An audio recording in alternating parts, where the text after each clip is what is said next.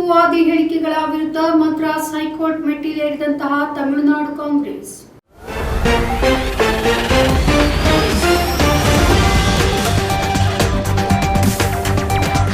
ಲೋಕಸಭಾ ಚುನಾವಣಾ ಪ್ರಚಾರಗಳಲ್ಲಿ ಪ್ರಧಾನಿ ನರೇಂದ್ರ ಮೋದಿ ಕೋಮುವಾದಿ ಹೇಳಿಕೆಗಳನ್ನು ನೀಡ್ತಾ ಇದ್ದು, ಈ ಬಗ್ಗೆ ನ್ಯಾಯಾಂಗವು ಮಧ್ಯಪ್ರವೇಶಿಸಬೇಕು ಎಂದು ಕೋರಿ ತಮಿಳುನಾಡು ಕಾಂಗ್ರೆಸ್ ಘಟಕವು ಬುಧವಾರ ಮದ್ರಾಸ್ ಹೈಕೋರ್ಟ್ ಮೆಟ್ಟಿಲನ್ನ ಏರಿದೆ.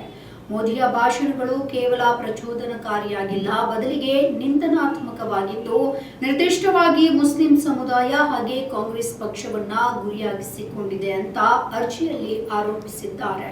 ಪ್ರಧಾನಿ ಮೋದಿಯ ದ್ವೇಷ ಭಾಷಣಗಳ ವಿರುದ್ಧ ಭಾರತೀಯ ಚುನಾವಣಾ ಆಯೋಗಕ್ಕೆ ಹಲವಾರು ದೂರುಗಳನ್ನು ನೀಡಿದರೂ ಕೂಡ ಚುನಾವಣಾ ಆಯೋಗವು ನರೇಂದ್ರ ಮೋದಿಗೆ ನೇರವಾಗಿ ಶೋಕಾಸ್ ನೋಟಿಸ್ ನೀಡುವ ಬದಲು ಭಾರತೀಯ ಜನತಾ ಪಕ್ಷಕ್ಕೆ ಕೇವಲ ಒಂದು ಶೋಕಾಸ್ ನೋಟಿಸ್ ಅನ್ನು ಜಾರಿಗೊಳಿಸಿದೆ ಅಂತ ಅರ್ಜಿಯಲ್ಲಿ ದೂರಲಾಗಿದೆ.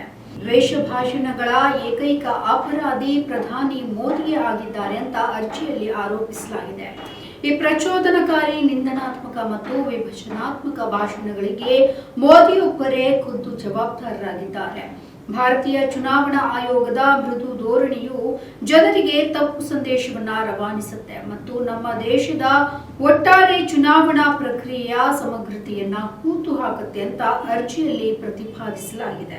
ಇನ್ನು ಈ ಪ್ರಕರಣವು ನ್ಯಾಯಮೂರ್ತಿ ಜಗದೀಶ್ ಚಂದ್ರ ಹಾಗೂ ಕಲೈಮತಿ ಅವರನ್ನ ಒಳಗೊಂಡ ರಜಾಪೀಠದ ಮುಂದೆ ಬಂದಿತ್ತಾದ್ರೂ ಕೂಡ ರಿಜಿಸ್ಟರ್ ಬಳಿ ಈ ಅರ್ಜಿಯನ್ನ ಮೊದಲು ಪಟ್ಟಿ ಮಾಡುವಂತೆ ನ್ಯಾಯಪೀಠವು ಅರ್ಜಿದಾರರಿಗೆ ಸೂಚನೆಯನ್ನ ನೀಡಿದೆ. ನಮ್ಮ ಈ ವಿಡಿಯೋ ನಿಮಗೆ ಇಷ್ಟ ಆದಲ್ಲಿ ಲೈಕ್ ಮಾಡಿ, ಶೇರ್ ಮಾಡಿ, ಕಮೆಂಟ್ ಮಾಡಿ ಮತ್ತೆ ಸಬ್ಸ್ಕ್ರೈಬ್ ಮಾಡಿ.